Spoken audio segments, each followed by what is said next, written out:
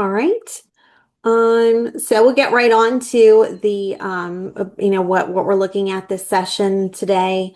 Um, as Tom mentioned, I had completed this study as part of my doctoral research.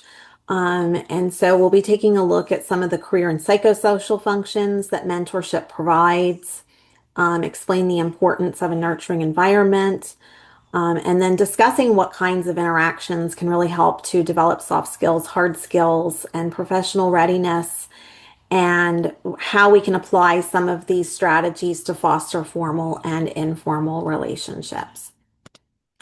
All right, so first up, I was hoping just to kind of get a little bit of interaction in the chat here to see as far as how, like, if you have served as a mentor, if you have served as a mentee, if you have served as both a mentor and a mentee, or if you have not participated in mentoring at all before.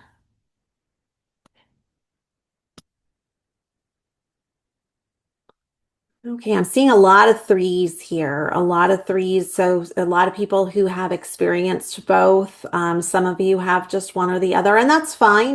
We're all here to learn today, and it's not that any one person can benefit more from this than anyone else. Just kind of gauging the audience. All right. And then just out of curiosity, for those of you who did have a mentor experience, would you call your experience an informal one, part of a formal mentor program, or did you have both? Okay, a lot of boths. Okay, good. All right. So there's a lot of you who have already had experience either as a mentee, a mentor, both formally and informally. And I can fit into that category as well. I've been a mentee and I've also been a mentor, and those experiences have been both formal and informal. Um, when I began at Orbis, let me back up. When I began in instructional design, I had an informal mentorship with someone who really taught me so much, and I'm forever grateful for his mentorship in instructional design. And then when I joined Orbis Education, they had a wonderful, and still technically have a wonderful formal mentor program for instructional designers. And I had the opportunity to serve as a mentor in that. And so that was actually what started to kind of gin up my interest in mentoring experiences as far as a topic to study for my doctoral program. So just to kind of give you a little bit of background information. Um, so mentoring, as you might expect, is known to be highly beneficial. That's why so many people are interested in it, because it is known to work. Things such as um, professional growth, retention, confidence, self-efficacy, leadership development, proactive behaviors. There's so much research out there that mentoring can help with all of those things. But likewise, there's also enough research out there to show that if a mentoring experience is negative, that experience can be extremely damaging, not just for the mentee, it can be damaging for the mentor, it can be damaging for the organization or organizations as well. So, what I was looking to find out in my study was what distinguishes a positive relationship from a negative one, and more particularly, what kind of interactions are happening in the good relationships that are considered really helpful. So again, just a quick purpose statement for my study was exploring which mentoring interactions that instructional design mentees, because my pool of participants were instructional designers, found most helpful, with the goal of understanding what distinguishes supportive mentor experiences. All right. And then not to get too far into the weeds, but my foundational framework for my study was Cram's mentor theory. Kathy Cram did a lot of research back in the 1980s on mentoring and mentorship. And that is still considered very foundational guidance for mentoring today.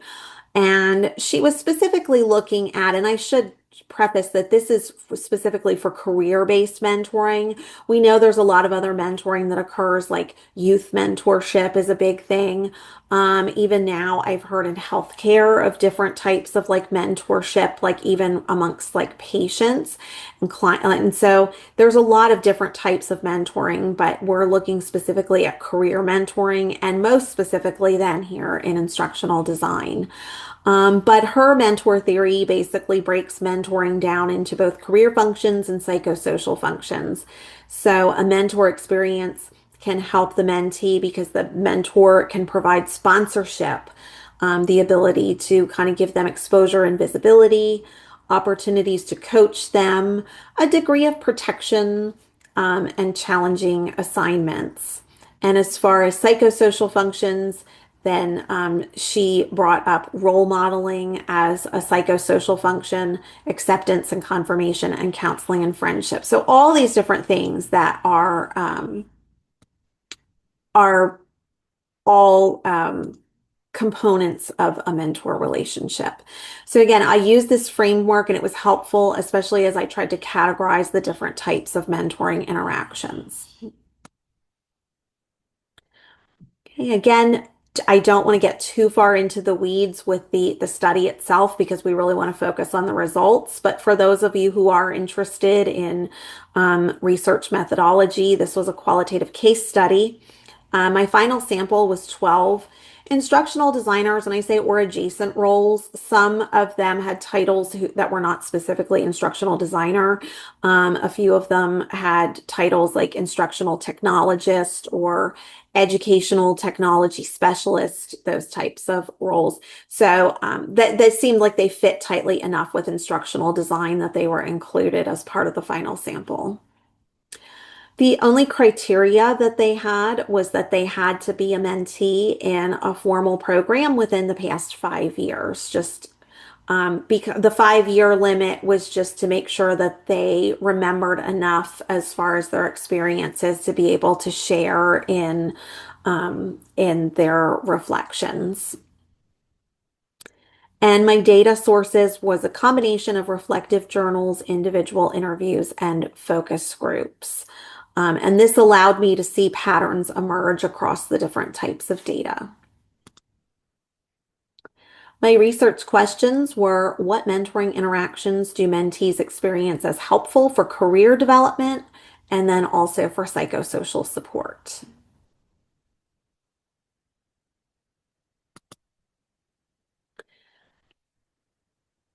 So in a nutshell, these were the four themes that sort of emerged out of the data.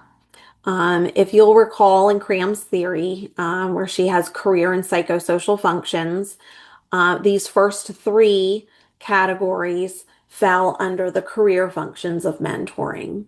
And then this fourth one, creating a nurturing environment, fell under the psychosocial support. Although this was also happened to be the largest category of the four. So what I'm going to do next is walk through each of these themes in greater depth so you can kind of see some of the interactions that mentees described from each of these categories. All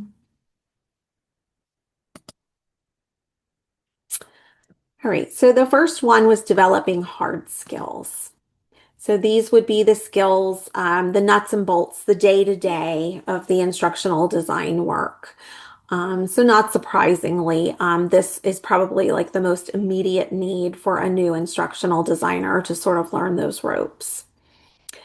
The two categories that you see highlighted in yellow, learning tools and terminology and helping with like day-to-day processes and procedures, those were the two most common category. Like those were the most commonly noted items amongst the participants. As far any, but you can see there were a lot of other things that they were able to do together. And so some of the mentees had described being able to shadow somebody else was a huge way that they learned from them, just to be able to sit in on meetings or phone calls, and even just to kind of watch them in the different activities that they were engaging in was extremely helpful. Um, this one right here, engaging in professional growth together, that was a kind of an interesting one. It showed up a lot. A lot of the participants shared that when they had the opportunity to do something like reading a book together, sort of like almost like their own little book club, or attending some type of a webinar or a conference together, that really helped to bond. And I think especially for those who had that opportunity early on in their mentor relationship, it sort of gave them something in common to bond over. And so, in that regard, you'll see that a lot of these, even the career functions, sort of get tied together with the psychosocial functions. Okay, so developing hard skills, that was the first one. And again, just opportunities to shadow and to talk, or the biggest ways that that happened.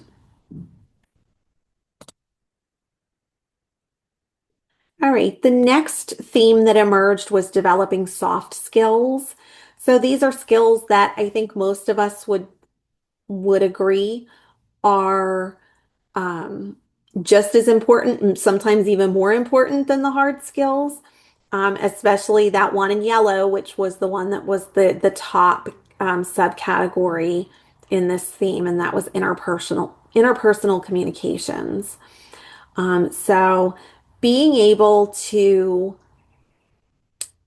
communicate effectively with stakeholders, subject matter experts, was huge. Um,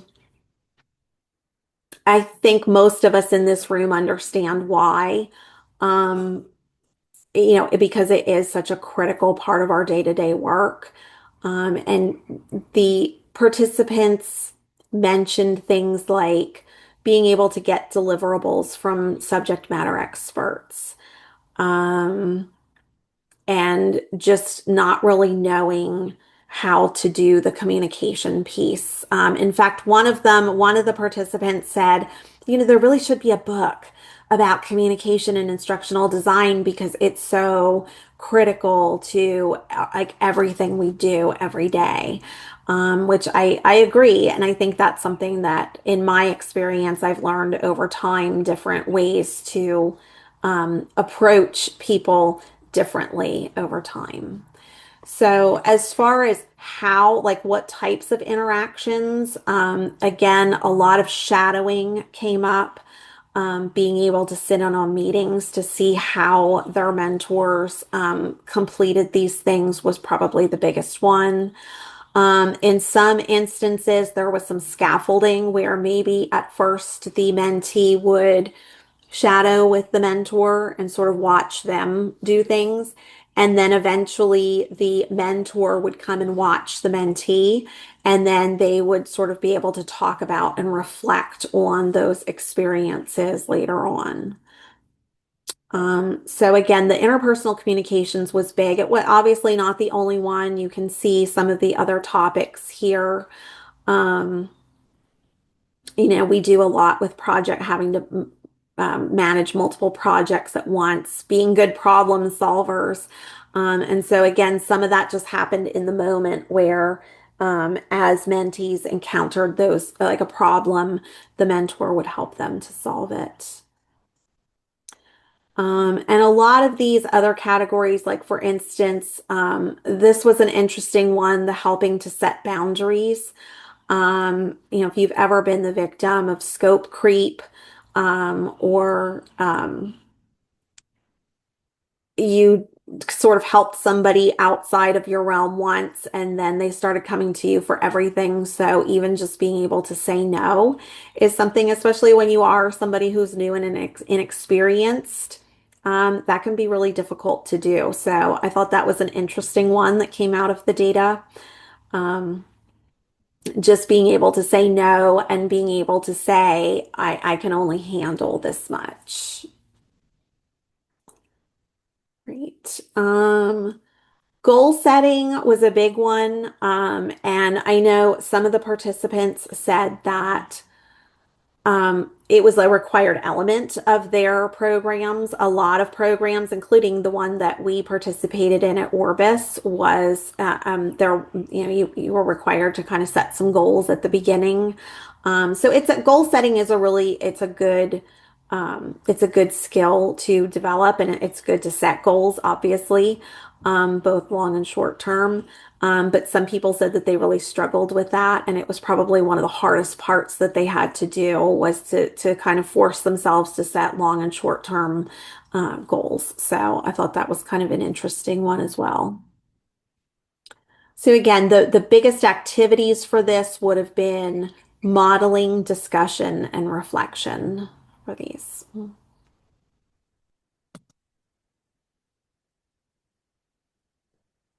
Okay, then our third category was helping career advancement. And this was the last of the career related ones from the career functions. This is a lot more broad than the day-to-day work. This is, and again, more longer term, looking as far as defining their career paths. Where did they want to go? Talking about education as it relates to careers. Nowadays, there are so many, like there are different like ATD, and some of them have like instructional design certificates. Um, so a lot of it was just kind of wading through that. Professional networking obviously was a huge one. And the mentees were so grateful that the mentors had sort of introduced them not only to their own broader network of people, but emphasizing the importance of networking as far as professional growth and development as well. And then some of them did also mention there was a lot with as far as like doing mock interviews or helping them touch up resumes or complete job applications. Um, and also portfolios. They appreciated being able to see their mentors' portfolios to see what kinds of items to include, and maybe how to set one up, if they didn't already have one. Yeah, so that was sort of a bigger thing. And I think especially too because like even though if you're engaged in like a formal mentor program at an organization, a lot of times now, especially through like LinkedIn and other social media platforms, people um, tend to have a professional persona outside of their individual organization.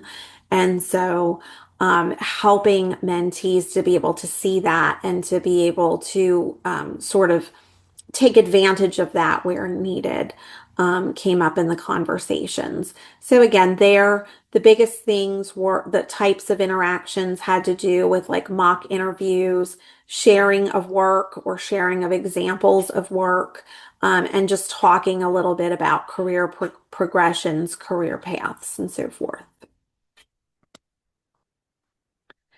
And then the last, and again, certainly not least, as you can see by the absolute number of subcategories in this one, was the final theme of creating a nurturing environment. So, and again, I think without this theme, the other three themes most likely would not exist, at least not to the level that, that would truly benefit a mentee. Um, the two categories that stood out the most in this was creating a safe space, because a lot of the participants described um, being vulnerable, and knowing that they needed to be vulnerable in order to learn, and to kind of put themselves out there. And so the more that the mentor created a space where they felt safe to do that, the more learning could take place. And personal connections was referring to just kind of getting to know each other, that they started to realize other things that they had in common besides, a common profession, different things, family, friends, think hobbies, things outside that they liked to kind of talk about, even things they were watching on television. Some of them talked about, or attending a sporting event together, something like that. But when they started to feel that sort of friendship angle, that certainly helped. There were so many different ways that the mentees described, like the types of interactions that occurred for this. Um, a lot of it was even little things like the mentor called to or sent an email that was just like, "Hey, how's it going?" Just reminded them that there's somebody out there who cares, that there's somebody out there who is concerned about them and is hoping that they're doing well or thinking about them. So even that, it seems like such a small thing, but it made such a big difference. One I would like to point out on this chart that was not one of the top categories, but it certainly spoke a little bit to our participant pool and sort of the differences between remote versus face-to-face mentoring. Is this one here that says memorable face-to-face meetings?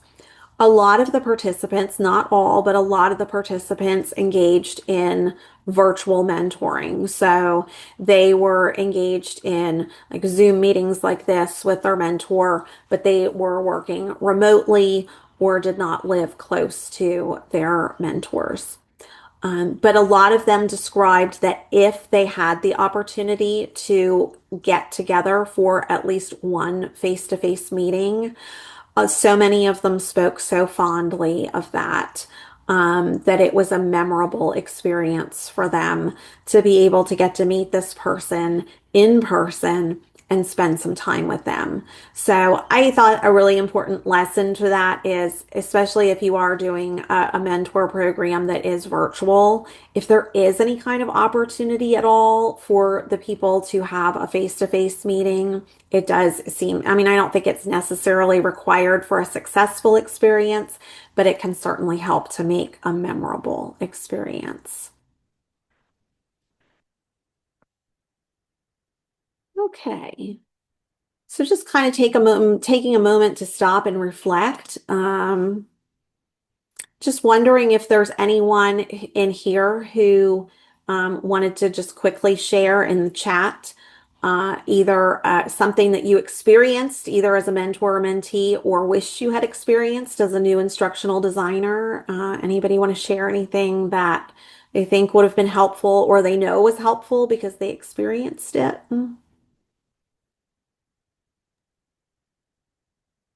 Okay, I see Rebecca's comment here that she started mentoring in the ID to ID and EDUCAUSE mentoring and hasn't missed a session. That's great. I know, yes, we did have one or two participants from ID to ID in the study as well. So I know that's been a big experience and a very helpful one for IDs. So thank you for bringing that up. Right, the difference between corporate versus academic. I think that's a great one. I definitely see that. There are a lot of different ones and differences between the corporate and academic world.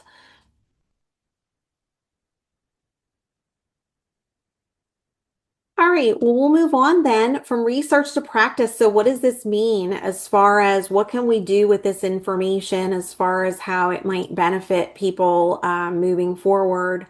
Um, First of all, I think, and I know I have an audience that will get this, is that formal mentor programs, if you're doing a formal mentor program, um, is a learning experience, just like a course or a webinar or whatever type of trainings that we put together as instructional designers.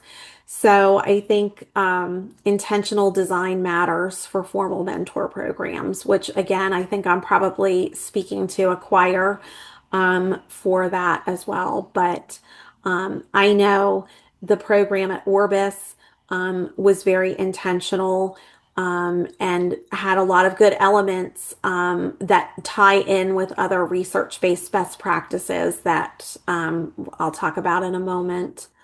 Um, Another one that is like has become sort of near and dear to my heart is that training prepares both mentors and mentees for productive interactions. And when I say training, it doesn't have to be, something long. It could be like a kickoff and like training session that's just like an hour or two, if you're face to face, or it could be like a quick online training that they would go through to try to help to prepare them to best function in the role of mentor and mentee. So like for mentors, and I can speak to this, I think, for my own, like I came into my mentor experience with a lot of experience under my belt. But one of the things for me is like if I see someone struggling with something, like I just want to get in there and help them. Like I'll be like, just stand back, I got this, and I want to come in and fix it for them. But in mentorship, that may not necessarily be um, the best for the mentee because they need to learn how to help themselves. And so I think training can help mentors to sort of learn how to be more of like a guide than a fixer, and be able to use like Socratic method, different questioning, and so forth to help mentees work through their own problems rather than necessarily solving them for them. And then for mentees, I think mentees need, like, they could benefit from training to help them be able to receive critical feedback. Nobody really, very few people, I should say, I think, really like to get less than optimal feedback from people, but it's a good part of the learning process and the learning experience. But sometimes it can create a defensiveness in someone when they're hearing that, I didn't do my best work, or I have room to improve. And so, just being able to accept critical feedback, to be able to um, advocate for themselves and sort of be their, steering their own ship, and not expecting mentors to just come along and fix everything for them. So I think training can definitely help to sort of put people in the right framework to hopefully succeed as mentors and mentees. Providing sample activities can support teams who need structure, especially at the beginning. It can be a little bit awkward at first. And so I think this is one thing that I saw modeled at Orbis, where they provided activities where, you're not really quite sure what to talk about with your mentee this month. Here's some ideas, and that will give you some things to talk about, or different activities to do. And then usually once you kind of get to know each other a little bit better and you get more comfortable, then you can maybe ease off of that structure. But give the structure for those who need it, and never assume that people know what to talk about or what to do. But most importantly, trust needs to be built from day one. So if you can incorporate any type of like team building or relationship building activities in the beginning, that can certainly help to establish that trust that you're going to need, that's foundational for the deeper learning to happen. I want to just give a quick plug that coming later this year, there is going to be a book release. I did participate in writing a chapter of it, but it is called Mentoring Instructional Designers, Professional Development in Higher Education, and that is going to be in press later this year. So for those of you who are interested in learning more about mentorship in instructional design, this might be something that would be of interest to you. I believe it is supposed to be published sometime this fall. So keep an eye out for that. And then this is just my list of references. And my final takeaway as far as designing mentoring that helps is that I think when mentoring focuses on how people interact and not simply focused on who is pairing, because pairing of mentors, that's a whole other, we could have a whole other session or five about pairing of mentors and mentees and how to best pair them. Um, but meaningful development is more likely to occur when we're focused on the interactions and not just, the fact that we have a program or who's paired.